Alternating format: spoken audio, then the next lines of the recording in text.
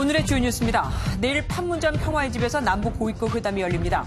우리 측에서는 조명균 통일부 장관, 북측에서는 리선권 조평통 위원장을 단장으로 철도와 체육, 이산가족 등 판문점 선언 이행에 관한 광범위한 후속 조치들을 논의합니다. 북한이 이달 초 풍계리 핵실험장 폐기 작업에 착수한 정황이 포착됐습니다. 북한은 오늘 23일부터 25일 사이에 진행되는 핵실험장 폐기 시기에 우리 측 방송과 통신사 각각 한 곳의 기자들을 공식 초청했습니다. 최근 북한을 방문해 곳곳을 둘러본 비즐리 유엔 세계식량계획 사무총장이 북한의 개방 의지가 확실해 보인다고 평했습니다. 비즐리 총장은 MBN과의 인터뷰에서 직접 목격한 북한 농촌의 모습을 상세히 전했습니다. 추경안 처리를 위해 이낙연 총리가 시정연설을 했습니다. 또 국회 본회의에서 지방선거에 출마하는 현역 의원 4명의 사직 안건이 처리되면서 재보궐선거 지역은 12곳으로 확정됐습니다. 원희룡 무소속 제주지사 예비 후보를 폭행한 남성이 공직선거법 위반 혐의로 입건을 했습니다. 이 남성은 제주 제2공항을 반대하는 입장에서 화가 나 우발적으로 저질렀다고 말했습니다. 재건축 초과 이익 환수제가 처음 적용되는 서울 반포 현대아파트 예상 부담금이 1억 3천만 원으로 책정됐습니다. 애초 조합이 제시하는 금액은 물론 시장 예상을 크게 웃도는 수준입니다.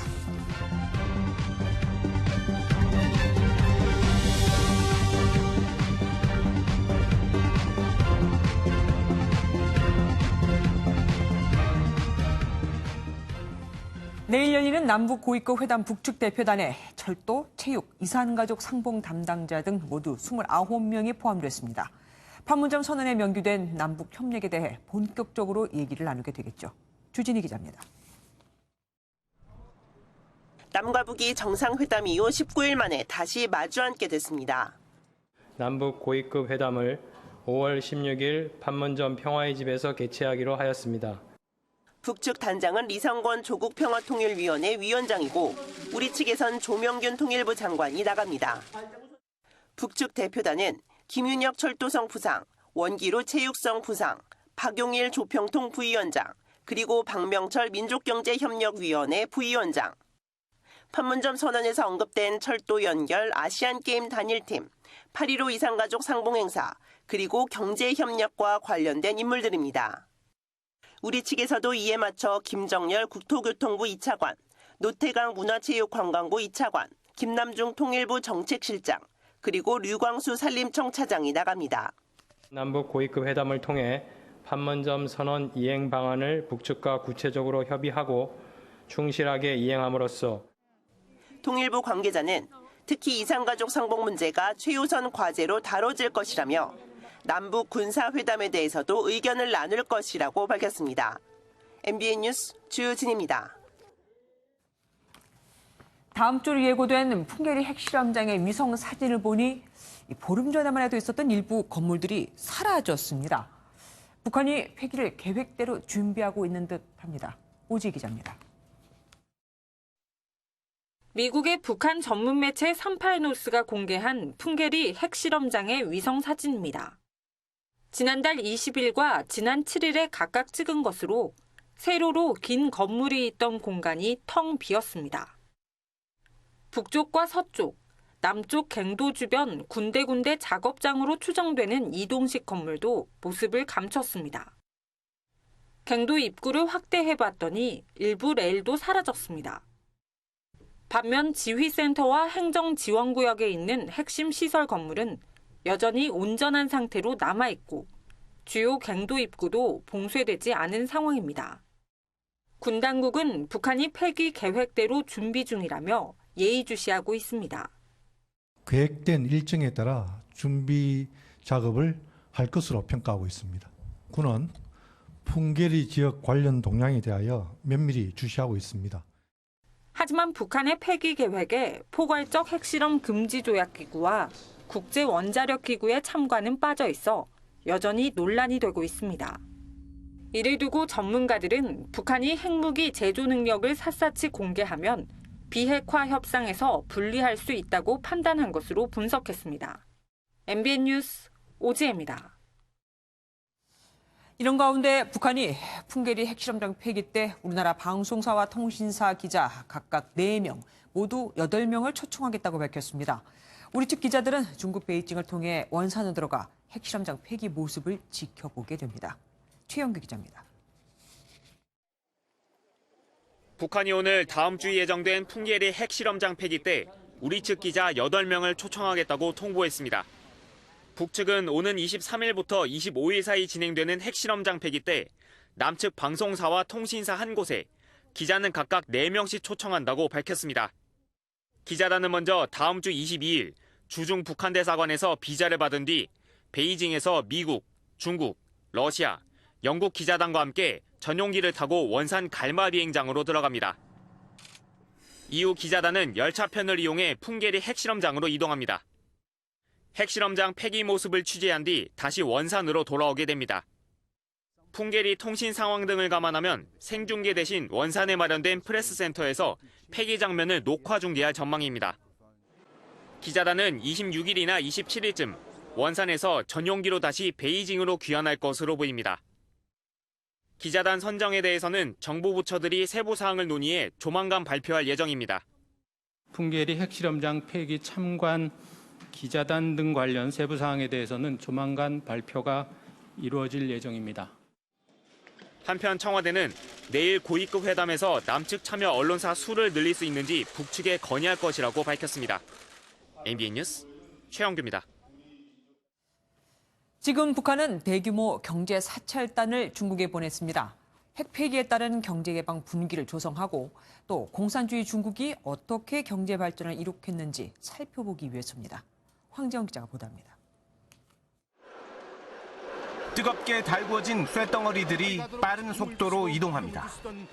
북한 천리마 제강연합 기업소 공장의 모습으로 북한 매체들은 최근 이런 산업 현장을 자주 공개하고 있습니다. 영수림을 할 때마다 잘 익은 강편들이 연속 쏟아져 나오고 있습니다. 그러면서 지난달 20일 노동당 전원회의에서 사회주의 경제 건설 집중이 새로운 전략 노선이 됐다고 계속 강조합니다. 새로운 전략적 노선을 철저히 관철하여 사회주의 건설의 더 높은 목표를 앞당겨 점령하기 위한 투쟁에 산악같이 떨쳐나섰다. 김정은 위원장의 이런 경제발전 강조는 북한 고위 관리들의 중국 방문으로 이어졌습니다. 박태성 노동당 중앙위원회 부위원장을 단장으로 하는 참관단은 어제 베이징에 도착해 김정은 위원장이 지난 3월 방중 때 찾았던 중국판 실리콘밸리인 중관촌을 둘러봤습니다. 또 오늘은 중국 농업과학원을 방문하는 등 중국의 기술 발전 모습을 공부하고 있습니다. 루캉 중국 외교부 대변인은 중국 대외연락부 초청으로 참관단이 왔다며 중국 경제건설과 개혁개방의 성취를 목격할 것이라고 밝혔습니다. MBN 뉴스 황재현입니다. 싱가포르에는 지난 10년간 북한에 들어가 자본주의에 대해 가르쳐온 단체가 있습니다. MBN이 현지에서 이들을 직접 만나 북한 사정을 들어봤는데 특히 올 들어 평양에선 자본주의 강의를 들으려는 시민들이 급증했다고 합니다. 연정현 기자가 싱가포르에서 전해왔습니다. 싱가포르의 중심가인 리버밸리 거리에 있는 한 고층 건물. 이곳엔 10년 동안 직접 평양에 가서 경제 관련 세미나를 개최하고 있는 조선 익스체인지란 비영리 단체가 있습니다. 북한의 경제 선생님 격인 이 단체는 MBN과의 인터뷰에서 자본주의를 배우려는 북한 기업인들의 열의가 뜨겁다고 밝혔습니다. 곧 열릴 미북 정상회담을 앞두고 평양 시민들의 경제 발전 가능성에 대한 기대감도 감지된 것으로 보입니다. About 120 people, North Koreans, attended the workshop. So they are, in terms of atmosphere, it's generally positive. They are excited about the upcoming summit in Singapore. 조선 익스체인지를 직접 만난 북한 고위 관리들은 경제 특구의 롤모델로 싱가포르나 베트남을 꼽고 있다고 말한 것으로 알려졌습니다. 미북 정상회담 후보지로 거론되는 곳들은 분주함 속에 취재진의 접근을 최대한 막고 있습니다. At this point, we don't know, so we all waiting. 유력한 후보지로 꼽히는 샹그릴라 호텔입니다. 이곳에선 매년 국제적인 행사가 열릴 뿐 아니라 건물의 구조도 복잡해 경호 측면에서도 강점이 있다는 평가입니다. 다른 후보지인 싱가포르 대통령궁과 마리나 베이 샌즈 호텔 등도 경계를 늦추지 않고 있습니다. 이런 가운데 북한 대사관 관계자들은 MBN 취재진의 안부를 물으며 웃는 얼굴로 맞았지만 북한 당국 관계자들의 동향에 대해서는 여전히 말을 아꼈습니다. 싱가포르에서 MBN 뉴스 연장현입니다.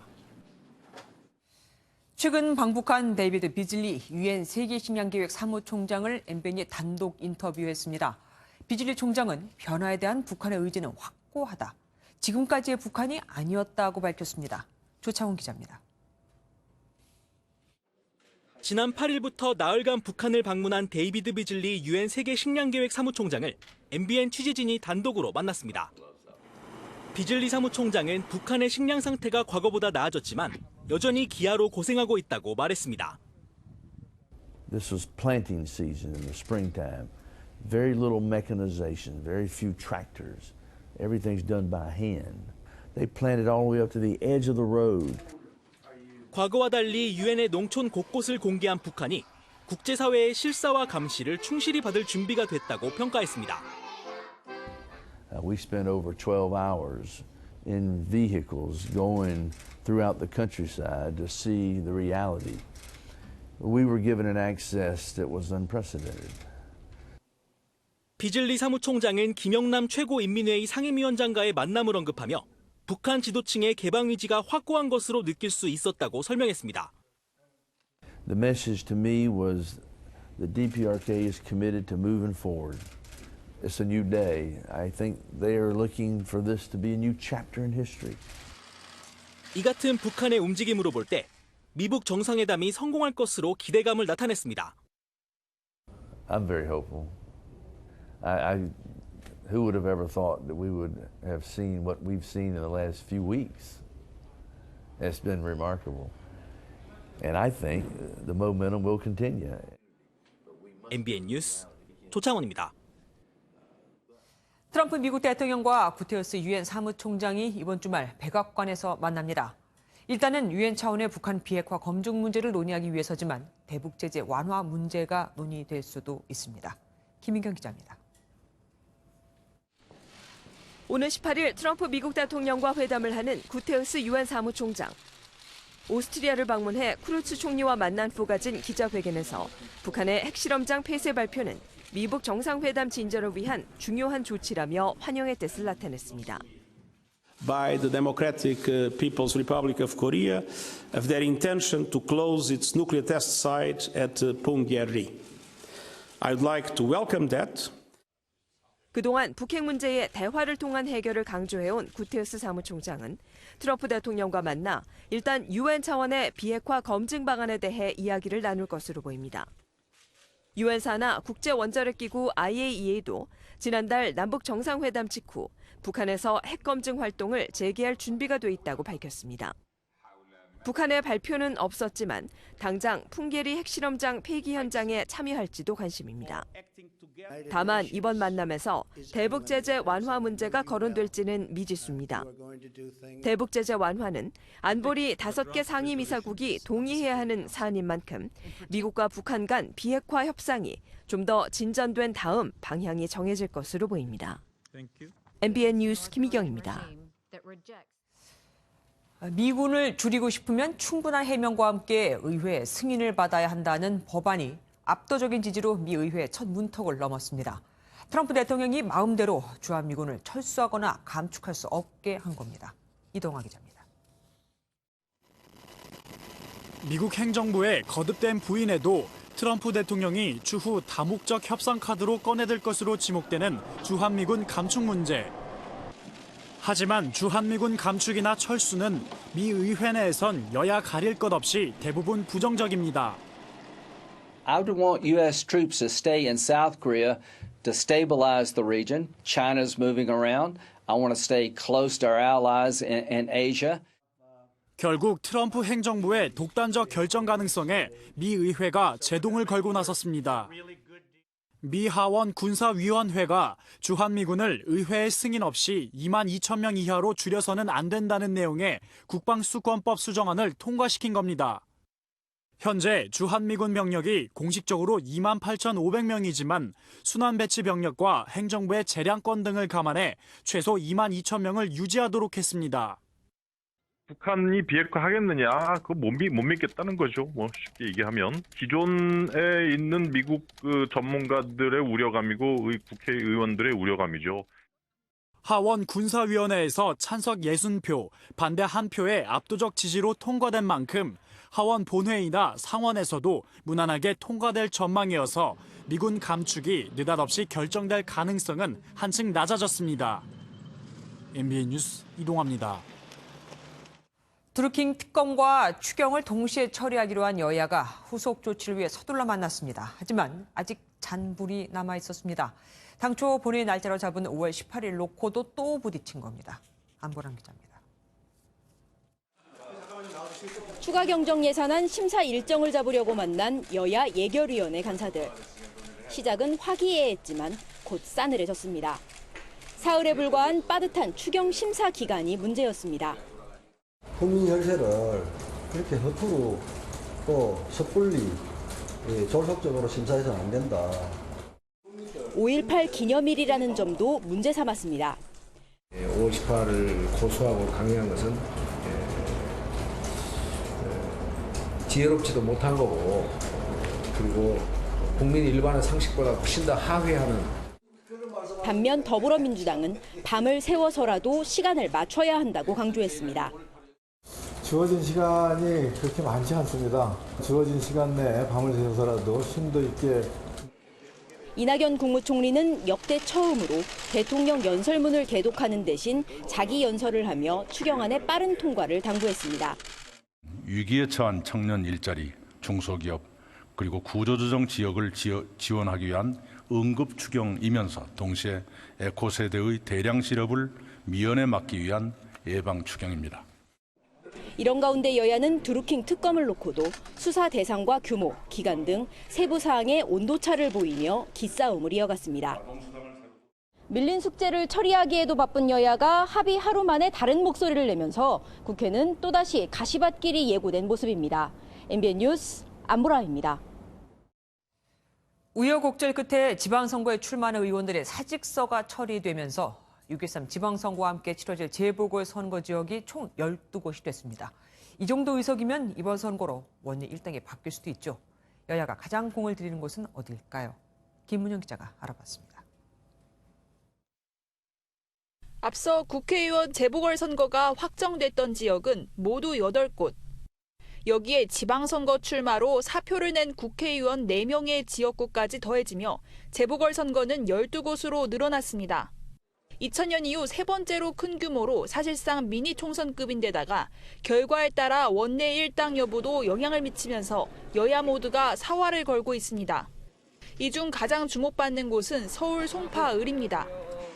민주당의 친문 최재성 전 의원과 한국당 배현진 전 MBC 아나운서가 후보로 확정됐고 바른미래당 역시 박종진 예비후보 등이 출사표를 던졌습니다. 지방권력 교체를 통해서 서울시정처럼 내일의 송파, 미래의 송파를 보여줄 때가 됐습니다. 제가 반드시 되찾아와야 할 이 송파의 깃발도 너끈하게 찾아올 수 있을 거라고 확신하고 있습니다. 안철수 바른미래당 서울시장 예비후보에 지역구였던 서울 노원병도 관심입니다. 민주당은 김성환 전 노원구청장을, 한국당은 안철수 키즈인 강현재 변호사를 전략 공천한 가운데 바른미래당에선 이준석 지역위원장이 가세했습니다. 치열한 중원 차지 경쟁이 예상되는 천안과 병 그리고 부산 해운대를 역시 전략적 요충지로 평가받습니다. 재보궐선거를 놓고 여야 모두가 총력전을 예고한 가운데 전략적 요충지에서의 승리가 전체 선거판을 좌우할 전망입니다. MBN 뉴스 김문영입니다. 경찰이 원희룡 제주지사 예비후보를 폭행한 남성을 공직선거법 위반 혐의로 입건했습니다. 폭행은 반의사 불벌죄지만 공직선거법 위반은 아니거든요. MBN이 이 남성을 만났습니다. 안진우 기자입니다.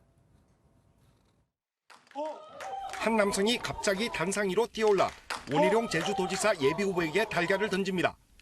곧바로 원 예비후보를 가격합니다.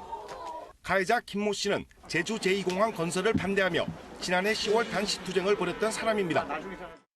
김 씨는 토론회를 지켜보다 화를 참지 못했다고 말합니다.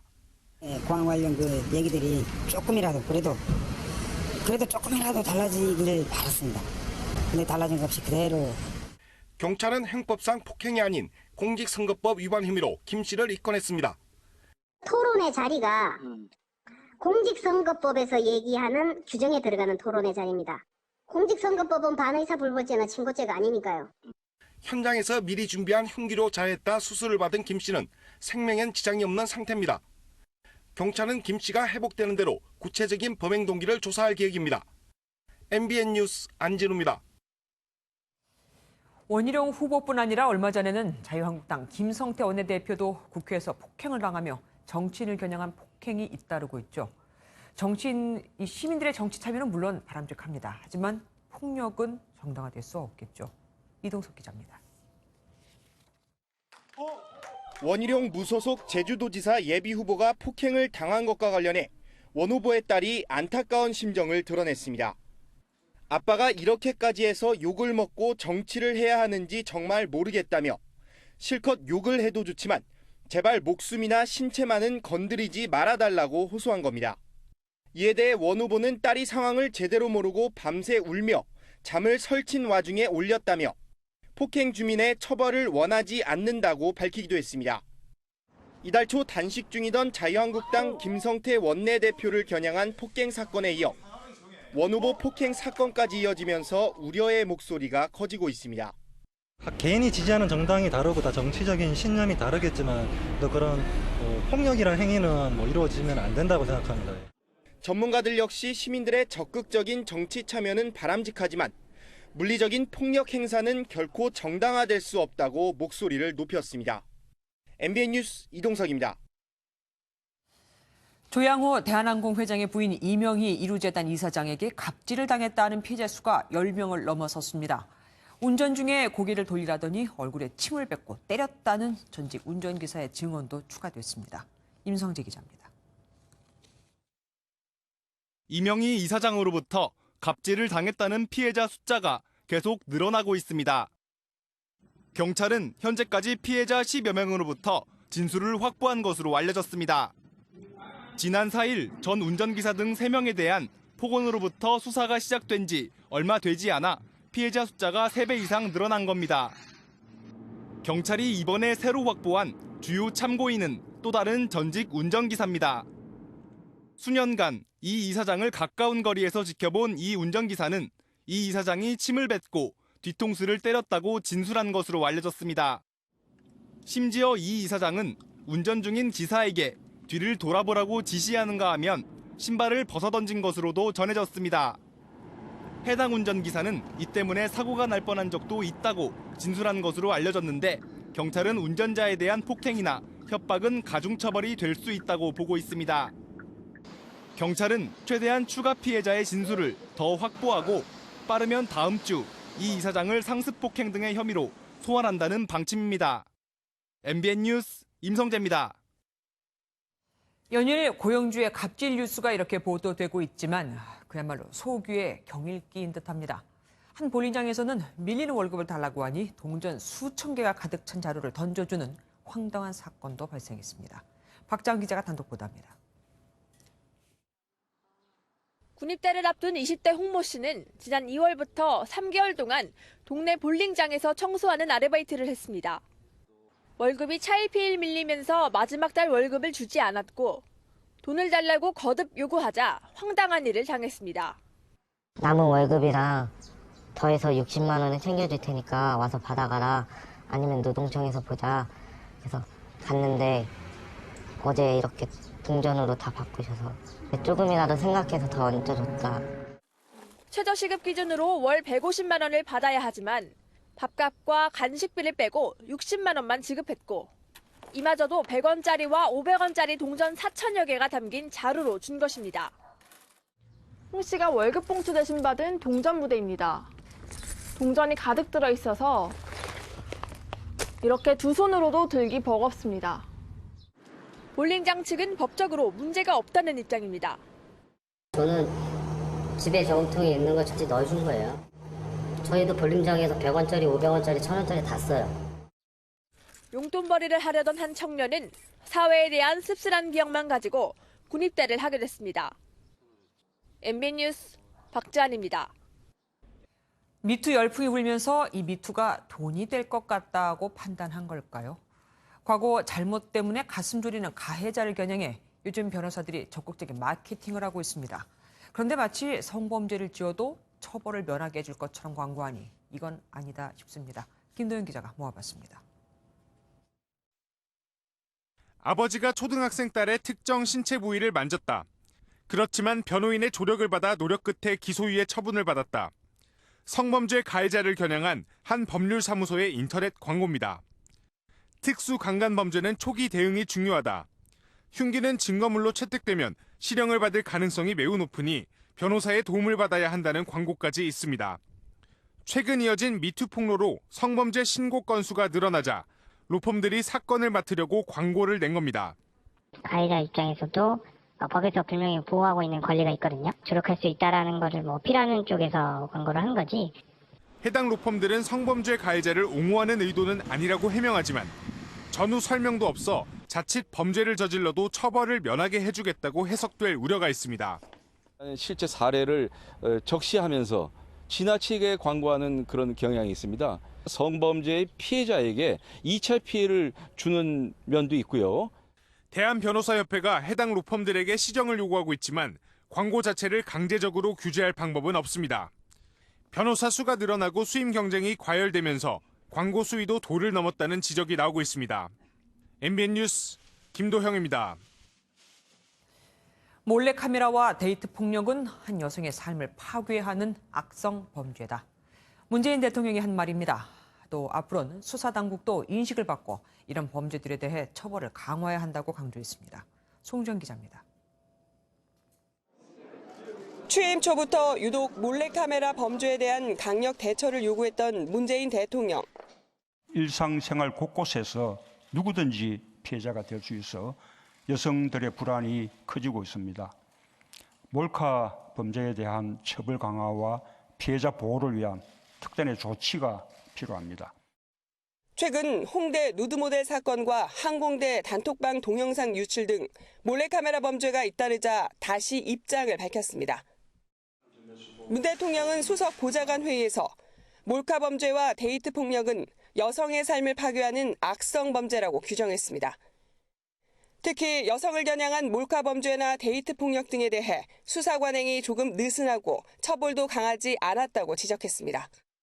홍대 누드모델 몰카 사건 피해자가 남성이라 경찰이 신속하게 수사했다는 성차별 논란을 고려한 발언으로 보입니다. 문 대통령은 앞으로 몰카 범죄나 데이트 폭력 등은 사실이 확인되면 엄하게 처벌해 성차별적 사회를 바꿔나가자고 강조했습니다. MBN 뉴스 송정입니다. 앞서 경공모 회원 촛보의 USB에서 수상한 9만여 개의 인터넷 기사가 발견됐는데 이후 또 다른 경공모 회원들이 가진 USB를 압수수색하려던 영장이 기각됐습니다. 송기준 기자입니다. 경공모 회원의 USB를 압수수색하려던 경찰의 시도가 무산됐습니다. 드루킹의 댓글 여론 조작을 입증할 증거를 찾기 위해 USB 압수수색 영장을 신청했지만 검찰이 이를 기각했기 때문입니다. 검찰은 경찰이 영장에 적시한 내용만으로는 법원에서 기각될 확률이 높다고 보고 영장을 보완하도록 지휘한 것이라고 설명했습니다. 앞서 경찰은 경공모 회원 촛보 USB에서 9만여 개의 인터넷 기사 주소를 확보해 댓글 여론 조작 여부를 추적했습니다. 하지만 이번 영장 기각으로 경찰 수사를 확대하기가 어려워졌습니다. 여야가 합의한 드루킹 특검이 사실상 다음 달부터 시작되는 만큼 경찰에 주어진 물리적 시간이 얼마 남지 않았기 때문입니다. 이에 대해 경찰 관계자는 특검에 최대한 협조할 수 있도록 계속해서 엄정하게 수사를 진행하겠다고 말했습니다. 부실한 초동 수사 논란이 특검의 조사 대상이 될 수도 있다는 점을 감안하면 경찰의 수사는 사실상 마무리 단계로 들어간 것으로 보입니다. MBN 뉴스 송기준입니다. 재건축 초과 이익 환수제가 처음 적용될 아파트 조합원들이 예상 부담금으로 1억 3천만 원을 통보받았습니다. 애초 조합이 제시한 금액의 15배, 시장의 예상도 크게 웃도는 수준입니다. 박통일 기자입니다. 재건축을 추진 중인 서울 서초구의 아파트 단지입니다. 지난달 조합 측은 850만 원을 예상 부담금으로 책정해 구청에 제시했습니다. 이에 구청은 액수가 지나치게 적다며 자료 보완을 요구했고 조합 측은 부담금을 8배 높인 7천만 원을 책정해 다시 제출했습니다. 그러나 구청은 이보다도 2배 가까운 1억 3천만 원을 최종 통보했습니다. 재건축 부담금은 입주 때 예상되는 가격에서 과거 조합 추진이 설립 당시의 가격, 그리고 개발 비용 등을 제한 뒤 산정됩니다. 향후 입주 때 가격을 추정하는 데서 이견이 생긴 겁니다. 많이 나왔다니까 조금 걱정은 되죠. 국가의 엄포형도 좀 있다가 볼 것 같아요. 한계동 80세대로 소규모인 해당 아파트의 부담금이 크지 않을 것이란 예상이 있었던 만큼 강남의 다른 재건축 사업에도 차질이 불가피해졌습니다. 개발 이익이라든지 기대 수익률이 저하할 수밖에 없고 사업 자체가 보류가 되거나 상당 기간 늦어질 가능성이 많을 것으로. 또 부담금이 아파트를 팔고 난 차익이 아닌 미실현 이득을 근거로 부과된다는 점에서 위헌 논란도 함께 거세질 전망입니다. MBN 뉴스 박통일입니다. 의료 폐기물을 일반 종량제 봉투에 담아버린 요양병원과 동물병원이 대거 적발됐습니다. 주사기 같은 건 수가다가 누군가 찔리고 그럼 바로 감염이 될 수도 있는데 말이죠. 이재호 기자가 보도합니다. 단속반이 동물병원에서 배출한 쓰레기 종량제 봉투를 뒤집니다. 사용한 주사바늘과 혈액이 담긴 주사기가 나옵니다. 요양병원에서 내다버린 쓰레기 봉투에서는 환자의 혈액이 뒤섞인 링거줄도 발견됩니다. 잘못 들어간 것 같은데. 잘못 들어간 게 너무 많은데요? 환경미화원이 종량제 봉투를 잘못 만졌다가는 감염으로 이어질 수 있습니다. 경기도 특별사법경찰단이 경기도 내 요양병원과 동물병원 275개소를 점검했습니다. 30%, 84곳에서 문제가 발견됐습니다. 보관 기준을 위반한 게 가장 많았고 의료 폐기물 부적정 처리 등이 뒤를 이었습니다. 사용한 주사기 등 의료 폐기물은 인체 감염 위험이 높기 때문에 이런 전용 용기를 사용해 폐기해야 합니다. 의료 폐기물 처리 비용을 절감하기 위해서 사업주가 도덕적 해이와 그다음에 의료 폐기물의 올바른 처리 방법 및 관리 기준에 대한 인식 부족으로 나타납니다. 경기도 특사경은 위반업체 27곳을 형사 입건하고 나머지 57곳에 대해 행정처분을 의뢰했습니다. MBN 뉴스 이재호입니다.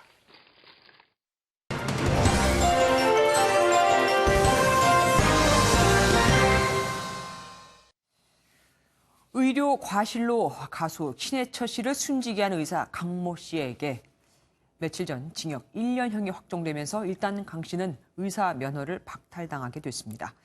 상식적으로는 그 사람은 이제 의사를 할 수 없을 거다 생각되지만 그렇지만은 않습니다. 형을 마친 뒤 다시 의사 면허를 신청만 하면 대부분 받아들여지거든요. 면허를 박탈당해도 시험을 다시 치를 필요도 없이 시간만 지나면 또 신청할 수 있으니 어떤 짓을 저질러도 한 번 의사는 영원한 의사, 그야말로 종신 의사인 셈입니다. 어디 그뿐입니까? 현재 의사 면허를 취소할 수 있는 규정은 의료법상 비윤리적 진료 행위를 했을 때 등 제한적인 경우에만 해당됩니다. 이래서 환자를 강간하거나 살해해도 의사 면허를 박탈당하지 않는 거죠. 형사처벌로 선고받은 형을 모두 마치면 아무 일도 없었던 듯 대부분 현업에 복귀를 합니다. 상당수 선진국들은 의사가 형사범죄를 저지를 경우 면허를 정지하거나 취소할 수 있도록 하고 있습니다. 독일은 직무수행과 관련된 위법 행위를 한 의사에게 형사처벌과 별도로 일정 기간 자격을 정지하거나 아예 영구적으로 자격을 박탈하고 있죠. 미국도 형사처벌을 받을 경우 의사 면허를 받는 것 자체가 불가능할 수 있습니다. 의사 못지않게 어렵게 자격을 취득한 변호사 등 대부분의 전문직들도 금고 이상의 형을 선고받으면 자격이 취소되는 법조항을 두고 있지만 의사는 예외인 겁니다. 사실 우리나라 의료법에도 형사범죄에 대한 면허 취소 조항이 있었습니다. 그렇지만 2000년 의료계의 로비에 밀려 이 조항은 슬그머니 사라졌죠. 오히려 후퇴를 한 겁니다. 이후에도 이를 개정하기 위한 노력은 번번이 다 무산돼 버렸습니다. 제 밥그릇 챙기기 바쁜 의료계도 물론 의료계지만 여기에 휘둘리는 국회. 도대체 그들은 누구를 위해 일하는 사람들인지 되묻지 않을 수 없습니다. 뉴스 초점이었습니다.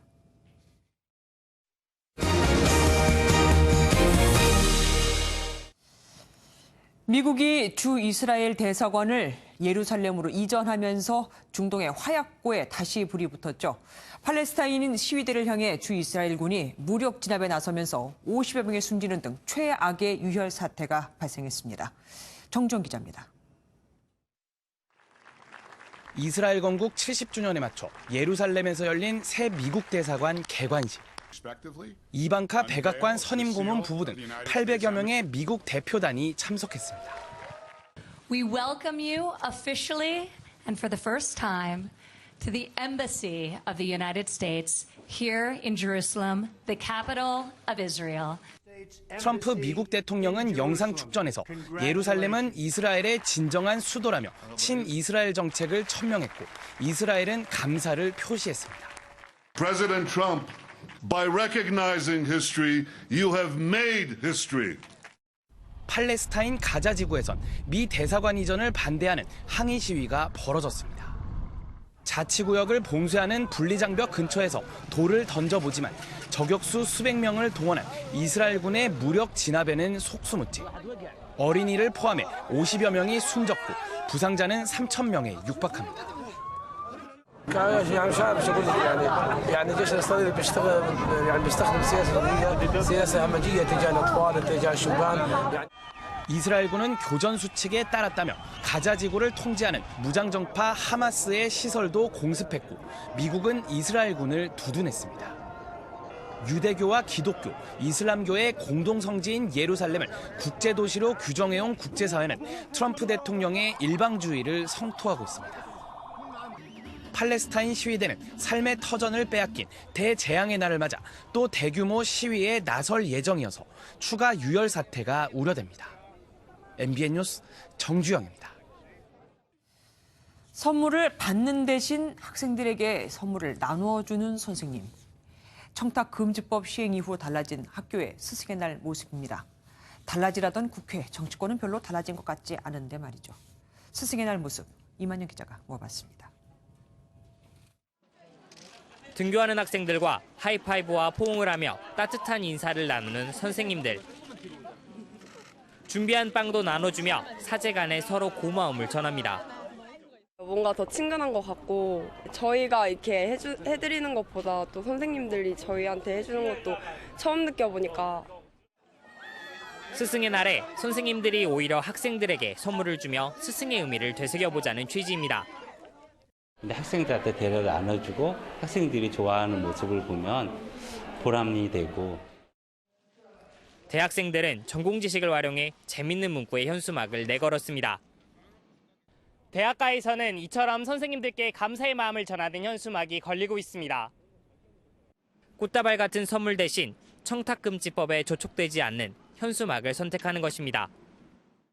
선물을 드리는 것에 대해서 학생들도 조금 주저하게 되고 어떤 교수님들께 그동안 감사하다고 가르쳐 주셔서 그러한 의미를 담은 조금. 학생들의 부담스러운 선물로 청탁금지법을 위반하는 것보다 아예 휴업을 택한 학교도 있었습니다.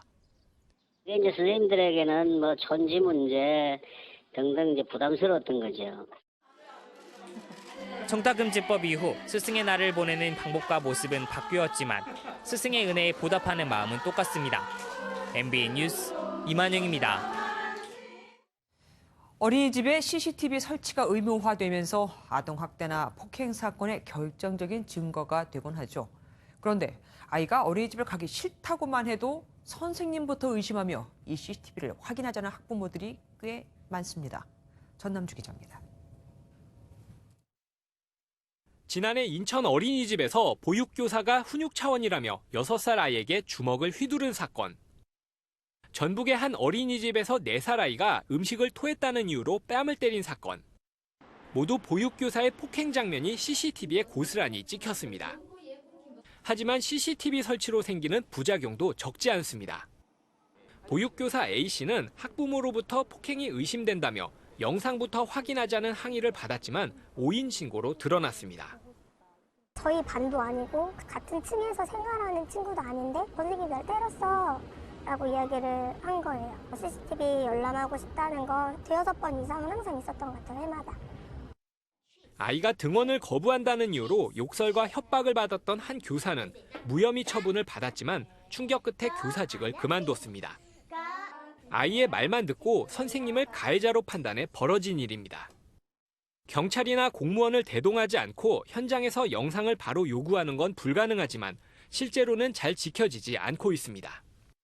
열람할 수 있는 절차가 있어요. 절차에 따라서 하시면 되는데 좀 빨리 확인하고 싶고 뭐 그러겠죠. 다른 아이들의 보육이 침해받지 않도록 하는 것도 굉장히 중요하다라는 거. 몇몇의 잘못 때문에 대다수의 보육교사는 오늘도 CCTV 감시 속에 곱지 않은 시선을 받고 있습니다. MBN 뉴스 전남주입니다. 땅속에 묻힌 송유관에 구멍을 뚫고 기름을 훔친 조직폭력배 일당이 붙잡혔습니다. 훔친 기름은 27억 6천만 원어치, 승용차 3만 5천 대를 다 꽉 채울 수 있는 양입니다. 김영현 기자입니다. 송유관 공사 직원들이 송유관의 구멍난 부위를 용접합니다. 흙 속에 파묻힌 호스를 따라가 보니 주유기와 연결되어 있습니다. 조직폭력배 이모 씨 등 6명은 송유관에 구멍을 뚫어 기름을 훔쳐왔습니다.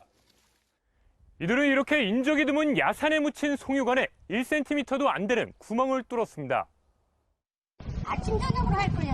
하루에 2번은 할 걸. 여기 사람 구경하기 어려워요. 송유관 고압 호스는 150m 떨어진 비닐하우스로 연결됐습니다. 산세가 험하고 이동 통로가 좁아 소형 트럭으로 기름을 실어 날랐습니다. 지난 1년 동안 빼돌린 기름은 시가로 27억 6천만 원어치, 승용차 3만 5천 대를 가득 채울 수 있는 212만 리터였습니다. 훔친 기름은 다른 지역 주유소에 30% 싸게 팔아넘겼습니다. 기름이 쭉 가다가 이게 쭉 내려가고 뭐 그런 식으로. 그래서 우리한테 그 첩보를 주면 한 4개월 한 것 같은데. 경찰은 이 씨 등을 구속하고 돈의 흐름을 쫓고 있습니다. MBN 뉴스 김영현입니다. 숫자를 보는 오늘의 뉴스입니다. 북한의 1인당 국민 총소득은 146만 원, 남한의 22분의 1에 불과합니다. 이렇게 경제 격차가 큰 상태에서 독일처럼 급격한 통일이 이루어지면 북한 주민 7%, 약 175만 명이 남쪽으로 이주할 가능성이 있다는 연구 결과가 나왔습니다. 노동시장이 통합되는 건데 그러면 경쟁력이 약한 북한 기업은 도산하게 되고 실업률이 최대 30%까지 높아지면서 혼란이 우려된다는 거죠. 결국 북한이 통일 전에 개혁하고 개방을 해 남북 경제 격차를 줄여야 한다는 얘기입니다. 노동시장은 앞으로의 얘기고요. 전례 없는 남북 화해 무드에 당장 우리 쪽 접경 지역에선 벌써부터 부동산 투기 조짐이 일고 있습니다. 불과 얼마 전만 해도 경매에서 수차례 유찰됐던 물건이 감정가 이상으로 낙찰이 되고 있는 겁니다. 김지영 기자가 취재했습니다. 북한과 맞닿아 민간인 출입이 제한된 인천 강화군 양사면 일대. 민통선 지역으로 곳곳이 군사시설 보호구역으로 지정된 탓에 투자자 관심 밖이었습니다. 그런데 최근 이 지역 경매 물건을 사겠다는 투자 문의가 급증하고 있습니다. 해안 지역인 강화군 일대가 물류 거점으로 떠오를 수 있다는 기대감이 작용한 겁니다. 이달 초 강화군의 한 토지는 첫 경매에서 감정가보다 25%나 높은 가격에 거래됐습니다. 이처럼 접경지 물건 3건 중 1건이 감정가 이상으로 낙찰되며 경매 시장이 들썩이는 상황. 실거래가하고 비슷했어요. 경매가가. 그리고 사시겠다고 그러더라고요. 한 번 떨어지고 좀 사는데. 전문가들은 실제 개발까지 변수가 많기 때문에 무리한 투자는 금물이라고 강조했습니다. 군사보호구역으로 묶여서 개발이 어려운 데가 많은 데다가 토지 시장이 과열될 경우에 이 일대를 토지 거래 허가구역으로 또한 경매 물건인 만큼 실제 사용 가치가 있는지 소유 관계가 명확한지 확인해야 합니다. MBN 뉴스 김지영입니다. 원자력안전위원회는 대진 침대 매트리스가 방사선 피폭설량 허용 기준치를 최대 9.3배 초과했다고 밝혀 적합 판정을 내렸던 1차 조사 결과를 닷새 만에 번복했습니다. 문제가 된 제품은 그린헬스2를 비롯한 7개 모델로 원안위는 이들 제품을 모두 수거하기로 했습니다. 아이를 양육하는 가정에 경제적 부담을 덜기 위한 아동 수당이 오는 9월 처음 지급됩니다. 만 6세 미만 아동을 양육하는 가정은 다음 달 20일부터 주민센터를 방문하거나 복지로 홈페이지에 접속해 아동 수당을 사전에 신청할 수 있습니다. 스승의 날이었던 오늘 30도를 웃도는 때이른 여름 더위에 미세먼지까지 답답했던 하루였습니다. 내일은 전국에 비 소식이 들어있습니다. 특히 이번 비는 중부지방을 중심으로 많은 양이 예상되는데요. 중부지방에서는 내일 밤부터 모레 새벽, 모레 밤부터 다시 금요일 새벽 사이 주로 밤사이 빗줄기가 강해지겠고요. 강풍을 동반하겠습니다. 예상되는 비의 양은 강원 영동과 남부 대부분 지방에는 10에서 40, 충청 남부와 경북 북부 내륙에는 최고 70mm가량이고요.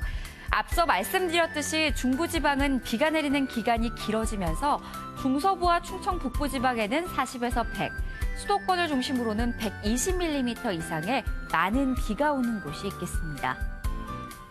내일 중부지방 국지적으로 강한 비가 오면서 강수량의 편차가 무척 크게 벌어지겠습니다. 내일 남부지방의 비는 낮에 대부분 그치겠는데요. 광주의 한낮 기온은 26도에 머물겠습니다. 강원 동해안 지방 오후부터 밤 사이에는 비가 소강 상태에 드는 곳이 많겠습니다. 이번 주 금요일까지 전국에서 비가 내렸다 그쳤다를 반복할 것으로 보입니다. 날씨였습니다. 뉴스팔이 선정한 이 한 장의 사진입니다. 일본의 고속철도 신칸센에서 며칠 전 출근 시간대에 기관사의 실수로 기차가 예정 시각보다 25초 일찍 출발하는 일이 발생했습니다. 간발의 차이로 이 열차를 놓친 일부 승객들의 항의가 빗발쳤고, 그러자 해당 철도 회사는 용납될 수 없는 일이라며 대국민 사과를 했습니다. 툭하면 수십 분씩 출발 지연되고도 사과는커녕 당당하기까지 한 국내 일부 항공사나 열차 운행업체들이 좀 참고를 했으면 좋겠습니다. 뉴스파일 여기서 마치겠습니다. 함께해 주신 여러분 고맙습니다.